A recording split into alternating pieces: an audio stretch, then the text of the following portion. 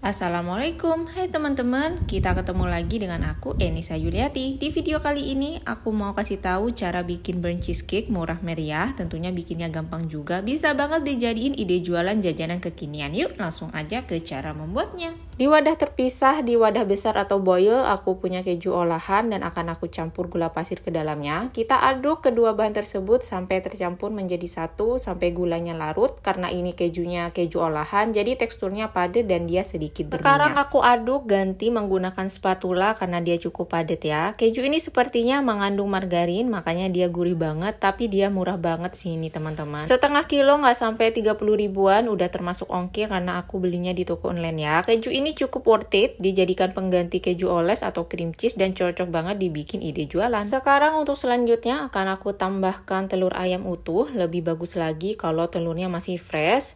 Setengah sendok teh pasta vanila agar bau amis dari telur juga hilang. Kita aduk kembali, kita campur kembali sambil lalu kita masukkan maizena atau cornstarch sedikit demi sedikit agar tidak ada yang menggumpal. Tujuan untuk penambahan maizena ini juga sebagai pengikat aja agar cheesecake-nya jadi mengembang. Selain maizena juga bisa kalian ganti dengan tepung terigu dengan jumlah yang sama tentunya. Kalau kalian ingin lebih praktis lagi, kue satu ini bisa kalian blender semua bahannya jadi satu. Di blendernya juga sampai halus, semakin halus juga adonan juga semakin bagus lagi. Sekarang akan aku tambahkan whipped cream ke dalam wadah berisi adonan cheesecake. Akan aku tambahkan sedikit demi sedikit agar nyampurnya juga mudah. Untuk whipped cream ini aku bikin dari whipped cream bubuk. Aku ambil 2-3 sendok makan, lalu aku beri susu cair kurang lebih sampai 200 ml. Setelah semua adonan tercampur menjadi satu, sekarang akan aku pastikan tidak ada adonan yang menggerindil. Dengan cara memastikan akan aku aduk lagi dengan menggunakan hand whisk. Aduk cepat, pastikan agar tidak ada gumpalan maizena di bagian bawah dasar adonannya. Selain itu juga untuk adonan ini akan aku saring menggunakan saringan minyak agar pasti benar-benar semua adonannya halus, tidak ada yang menggerindil, jadi nanti kuenya bakalan halus banget. Sekarang akan aku saring adonan sampai habis, akan aku juga ganti hasil saringannya dengan menggunakan gelas ukur kayak gini agar nanti saat menuang adonan pada cetakan jadi gampang dan tidak belepotan.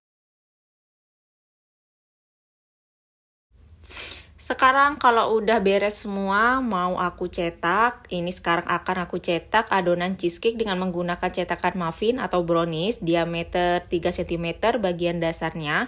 Aku isi nggak sampai full karena nanti saat dipanggang si kuenya akan mengembang, jadi aku sisakan jarak 2 cm dari bibir cup papernya. Karena ini tujuannya untuk jualan atau isian snack box, jadi aku pakai cetakan paper cup kayak gini, atau kalau kalian mau pakai loyang juga boleh, tapi harus dialasi dulu dengan menggunakan baking paper ya. Untuk proses pematangannya di sini akan aku panggang menjadi 2 tahap. Untuk yang tahap pertama aku panggang di suhu 200 derajat Celcius, api atas bawah selama kurang lebih 20 menit pertama untuk di rak yang bawah. Dan setelah 20 menit pemanggangan yang pertama dan selanjutnya pemanggangan kedua, aku pindahkan di rak yang paling atas, panggang kembali selama kurang lebih 7 menit di api atas aja, dan api bawah ini udah dalam keadaan udah off ya teman-teman.